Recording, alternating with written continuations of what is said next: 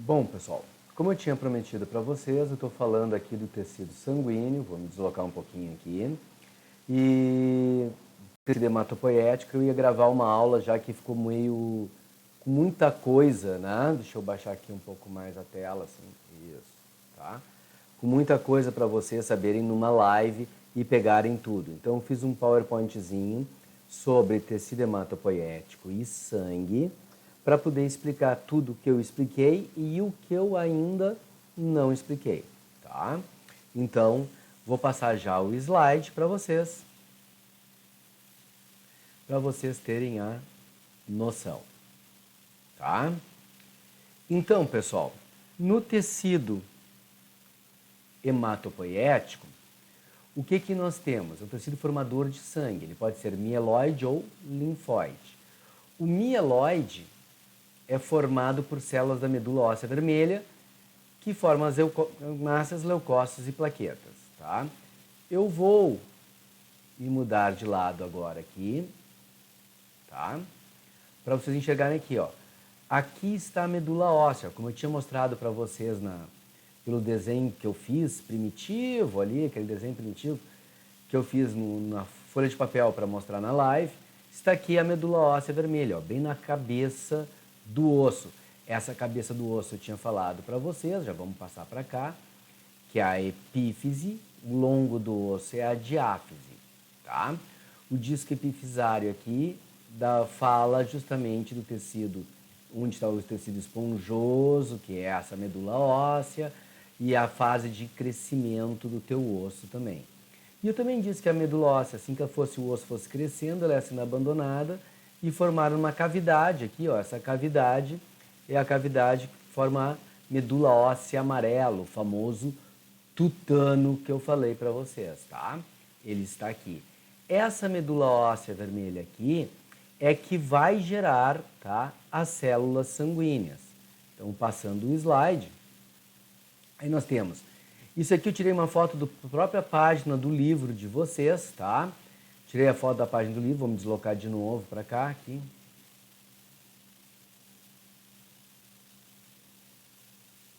Tá? Bom, e o que acontece aqui para vocês saberem? Essa célula que está lá em cima, ó, célula tronco totipotente, tá? Essa célula tronco totipotente, ela vai dar pluripotente, ela vai dar origem a uma série de células.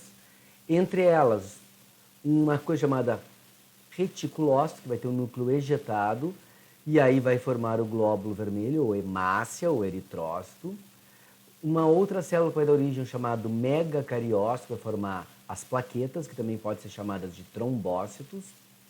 Dessa célula mieloide, vou ter a formação dos glóbulos brancos, os leucócitos, tá? Tá ali eosinófilo, basófilo e neutrófilo. Temos ainda a formação do monócito e dos linfócitos por uma outra célula, né? Os linfócitos vão ser formados a partir de uma célula linfóide, do tecido linfóide. Ok, pessoal? Isso é só para fazer o esquema do que eu tinha explicado para vocês, e aqui no livro o esquema está bem direitinho, está bem bom, tá? Vamos passando e aí eu vou falar do sangue propriamente dito para vocês, tá? Vou me botar para o outro cantinho aqui agora, tá? Bem no cantinho, vocês não precisam enxergar muito a minha cara mesmo, tá? Vocês já me conhecem de cor e salteado. Deixa eu fazer mais assim, ó, que eu fico, sai pro lado aqui, pronto, eu fico mais no centro, tá, pessoal? O que acontece aqui, ó? O tecido sanguíneo tem vários elementos, o plasma e os chamados elementos figurados. Plasma é a parte líquida do teu sangue, é cerca de 55% do teu sangue, mais ou menos. E ele tem todas aquela sopa que eu falei para vocês, tá? Água, sal, proteína, gordura, açúcar, né? E entre outras substâncias que estão ali. Essas plaquetas, esse plasma, todos os problemas sanguíneos estão nele. Por exemplo, se eu pegar a dupla água e sais minerais, tá? Eu vou ter a parte da pressão alta que eu falei para vocês. Proteína e glicídio. Pode ser a diabetes, né? Não produz a proteína e insulina, fica com glicídio demais. Lipídio demais. Vai ter problema na circulação do próprio sangue. né? Formar placas lá dentro. Proteína, glicídio e água, tá? Bom, pessoal, o que mais que tu vai ter aqui? Proteína, glicídio e água. Tu pode ter diabetes insípida. Eu tenho uma proteína na quantidade inadequada, que é o hormônio antidiurético, que faz eu perder muita água, fazer mais xixi que o normal, e por isso a concentração de açúcar fica muito alta. Então, proteína, glicídio e água aí nessa jogada. Ah, mas tu não botou aqui no slide água? Se é a parte líquida, tem que ter um líquido. Que líquido seria esse? A água, que é o que dissolve tudo, né? É o solvente universal. Nos elementos figurados, nós temos as hemácias, que podem ser chamadas de eritrócitos, tá? Esses eritrócitos, eles vão ter o que aqui agora, pessoal? Esses eritrócitos eles vão ter, são os glóbulos vermelhos, são anucleados mamíferos. Eu botei entre parênteses para vocês, mamíferos, para tu lembrar. Somente mamífero tem hemácia nucleada, tá? Possui em torno de 120 dias de vida, no caso dos mamíferos, tá? Porta o pigmento férrico, denominado hemoglobina, que vocês já sabiam. Serve para transportar gases no nosso corpo, oxigênio, gás carbônico, monóxido de carbono, tá? Mas a função primordial é transportar o oxigênio, tá? O número normal é de 4 a 5 milhões por milímetro cúbico de sangue. Tá? Como vocês sabem tudo de física e de matemática, fazer as transferências das unidades, então vocês lembram que cada litro de sangue é 1 decímetro cúbico. É só tu transformar decímetro cúbico em milímetros, você vai saber a quantidade de hemácias que tem no teu corpo, tá? Por milímetro. Lembrando que tu tem em torno aí de 4 a 6 litros de sangue no corpo. Tá? Se tiver 3 milhões e 900, não é um problema, 3 milhões e 800 não é um grande problema, mas 3 milhões e 500, 3 milhões e 400, a gente já começa a configurar o que a gente chama de anemia. Tá? Tranquilo? Fechou? Leucócitos são os glóbulos brancos. Esses glóbulos brancos nós temos entre...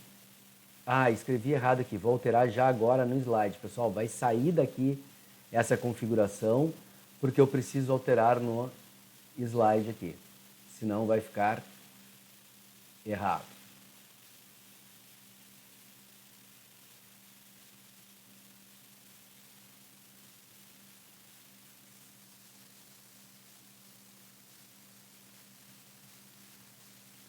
Tá, agora ficou correto, salvamos, apresentação do slide atual.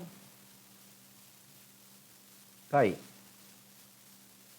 De 6 a 10 mil leucócitos por milímetro cúbico. Estava milhões antes, eu já alterei porque estava errado, tá, pessoal?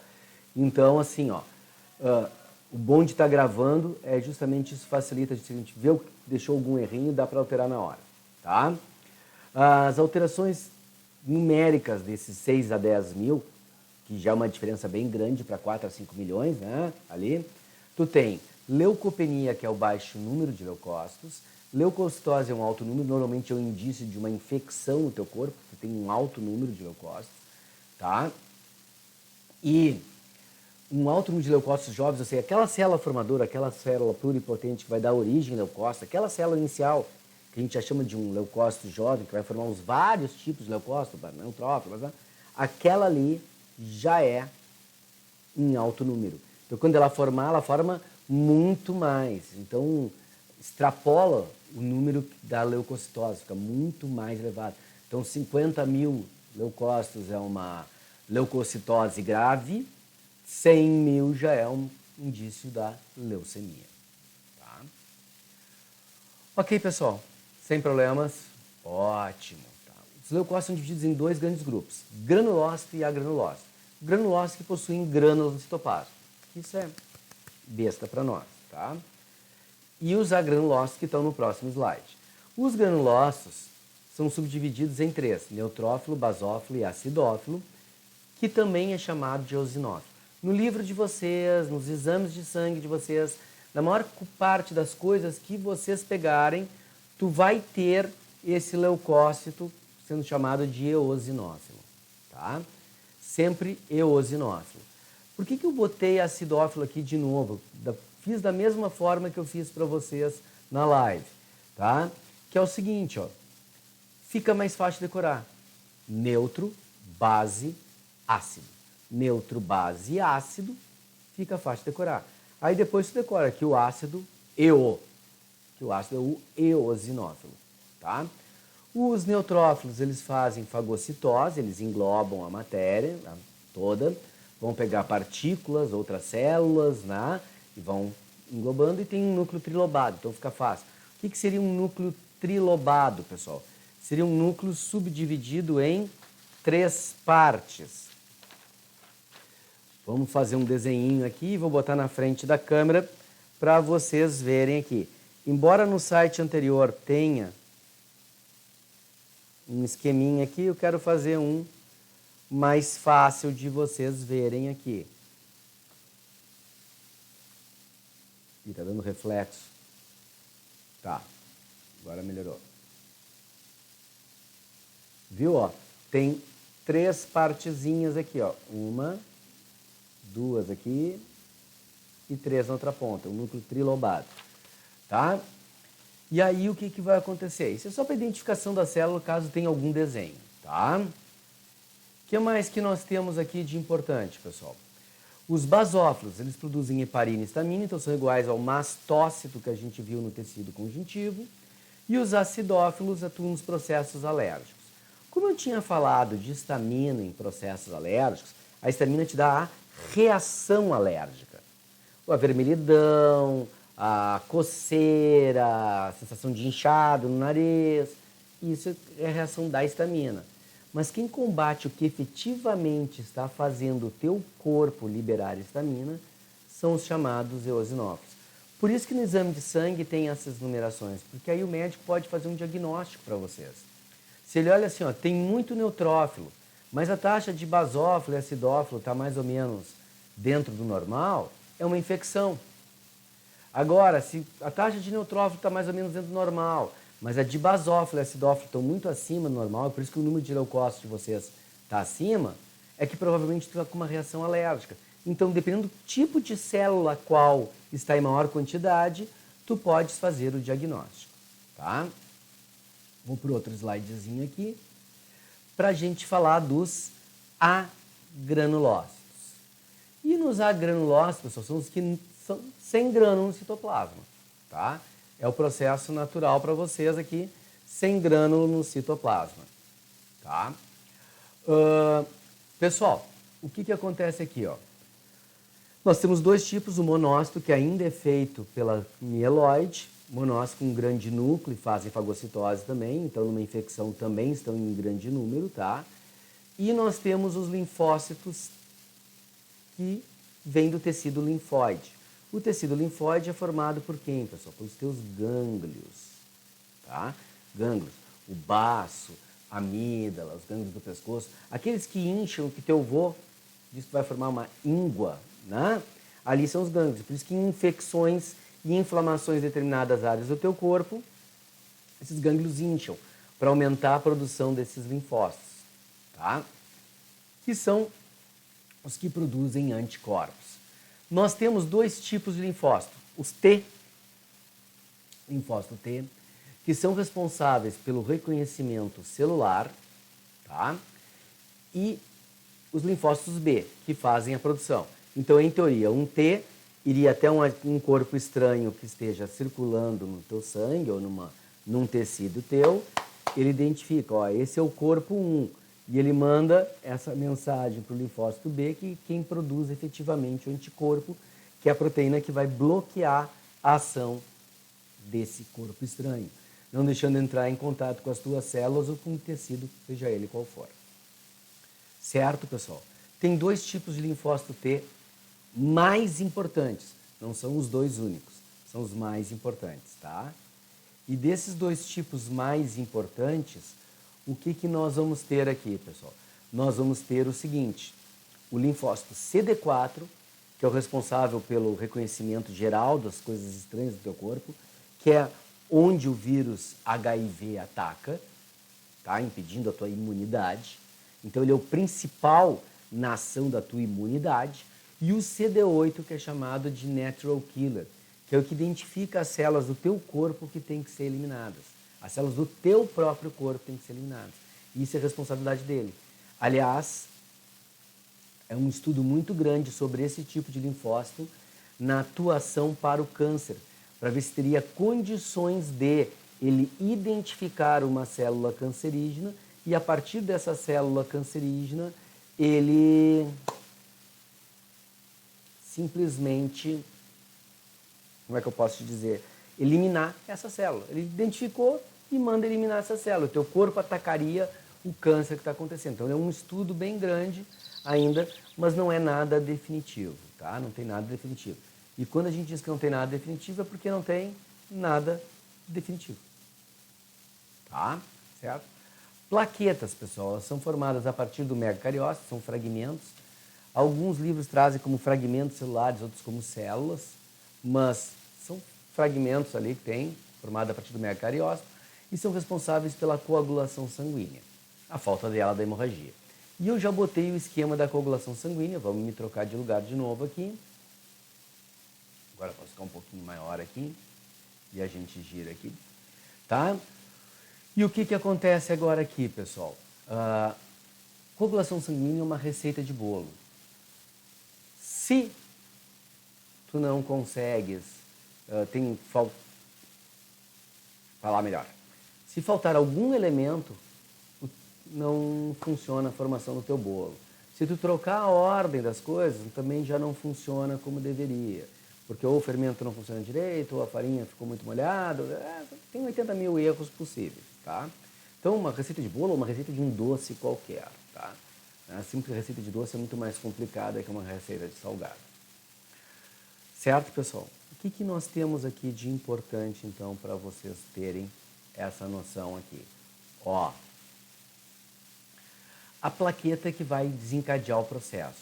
Só que se eu explicar do início para o fim, fica mais difícil de entender.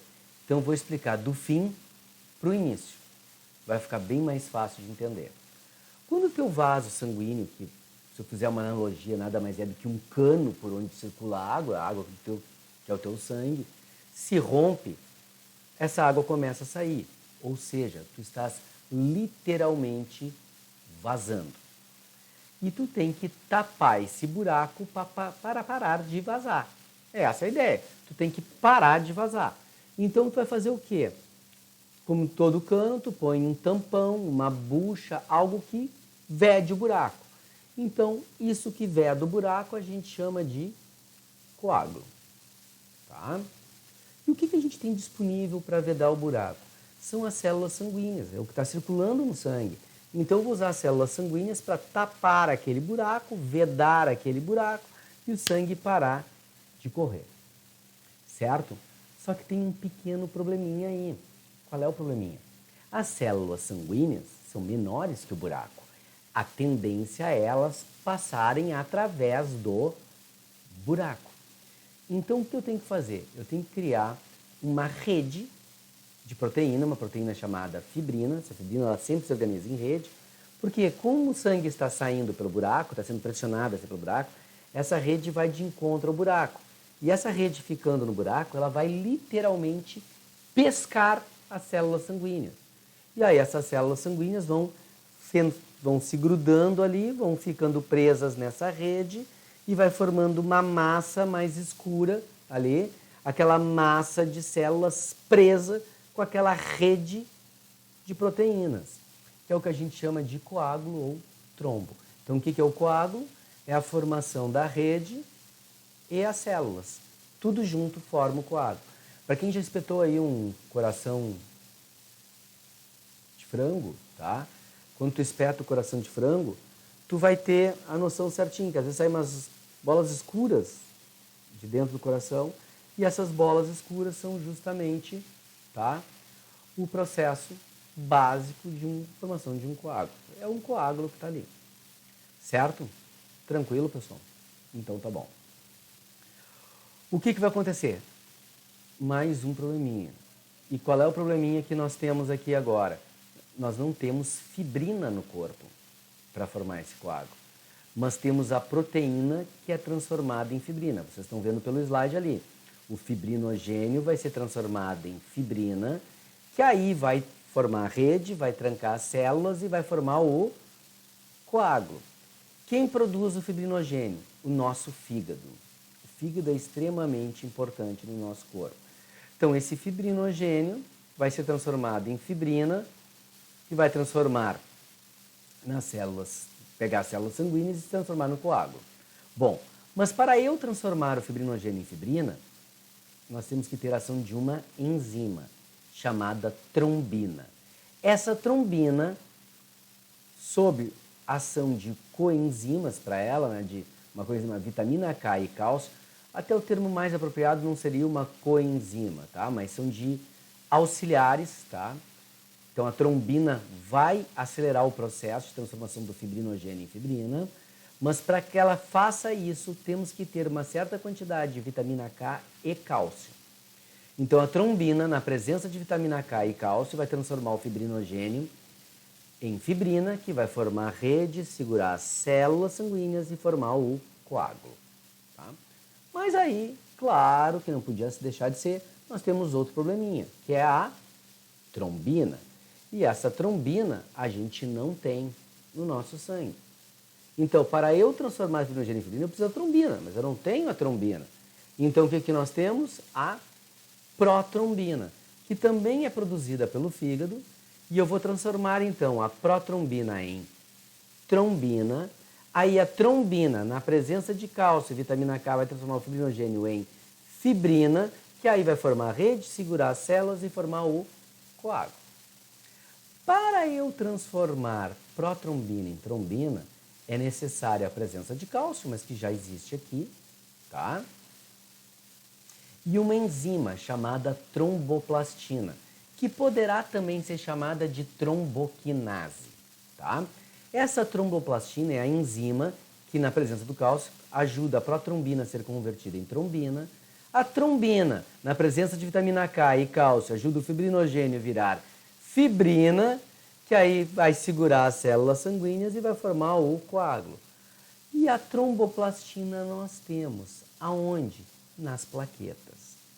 Então, as plaquetas são as células que têm essa enzima tromboplastina e elas têm um fator de agregação.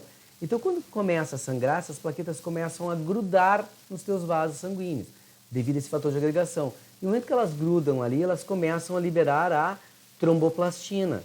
E essa tromboplastina vai fazer tu transformar a protrombina em trombina. Aí a trombina, tendo cálcio e vitamina K no teu sangue, transforma o fibrinogênio produzido pelo fígado em fibrina, forma a rede naquele local e forma o coágulo. Se é um coágulo interno, fica uma bola escura de sangue, como as que tu vê no coração de galinha, tá? E se é um coágulo externo, em função da presença do oxigênio aqui, ele vai oxidar e vai formar uma casquinha. Que normalmente a gente arranca. E aí o processo começa todo de novo. E tu vai arrancando até a última vez que tu arrancar, o tecido embaixo já está regenerado. E se o tecido já estiver regenerado, essa casquinha pode ir fora, ou como alguns gostam de fazer, comer a casquinha, sem problema nenhum. Tá? Isso é a ideia da coagulação sanguínea. E é isso que eu tinha para falar para vocês sobre sangue. Tá, pessoal? Vou mandar essa aulinha agora para vocês. Vocês deem uma olhada nos exercícios e, por favor, pessoal, entrem em contato comigo. Vocês fizeram aquele grupo de WhatsApp e que podem perguntar.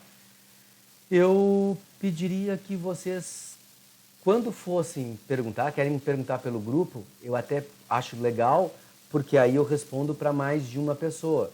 Mas quando for fazer isso, eu peço que me mande o WhatsApp antes. Sor, vou mandar uma pergunta no grupo, para eu olhar esse grupo, tá? Por quê? Porque vocês mandam tanta coisa, às vezes conversam entre vocês e com outro professor, que às vezes eu não sei se é uma pergunta para mim. Outro dia eu tropecei numa pergunta para mim e acabei respondendo, porque fica muita coisa para ler ali, pessoal. Então é legal ali ou mandar o WhatsApp direto para mim, se quiser mandar direto para mim eu vou responder também, ou mandar o e-mail, tá? Meu e-mail é meirajr, porque é júnior, meirajr, ó, que nem tá ali no canto do slide, Paulo Vargas Meira, é o mesmo Meira, meirajr de júnior, tá? @gmail.com, tá? Manda para mim que eu vou responder para vocês. Certo, pessoal? Ficamos por aí. Tchau, até.